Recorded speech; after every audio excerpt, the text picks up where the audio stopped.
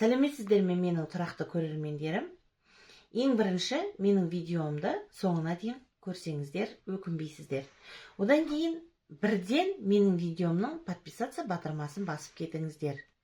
Келесі видеомда мен бүгінгі видеомнан да пайдасы зор видео салатын боламын. Ал ендеше бастайық.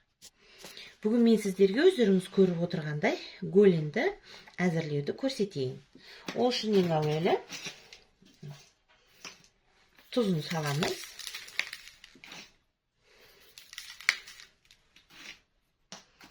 Жалпы әр нәрсенің ашты болуын біз онша қаламаймыз. Одан кейін кәдімгі осы аштыны пайдаланамыз. Китайский соус неме деп айтады өзім. Осыменен жасағанды жақсы көреміз біз. Сосын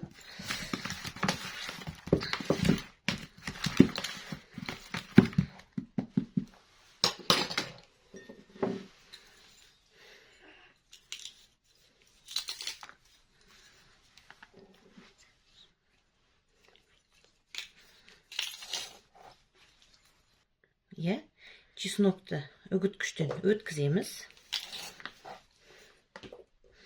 Осы чеснокты сіздер сарымсақ деп айтасыздар, сонда сарымсақты немене деп айтасыздар? Чеснокты шесінок деп айтасыздар ма деген приколды айтып жатырмын ғой сіздерге. Жалпы мен қалжыңдасқан жақсы көрем. Каналымда қалжың сөздер кетіп жатса ренжімеңіздер. Енді майонезін саламыз. Енді жақсылап араластырамыз.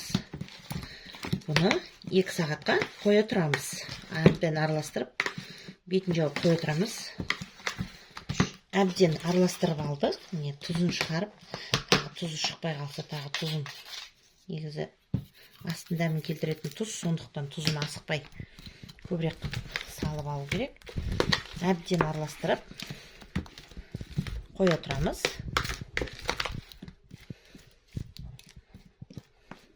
Одан кейін 2 сағаттан кейін 180 градуста или 150 градуста 40 минутқа қоямыз. Дайын болған кезде сіздермен тағы бөлісетін боламыз.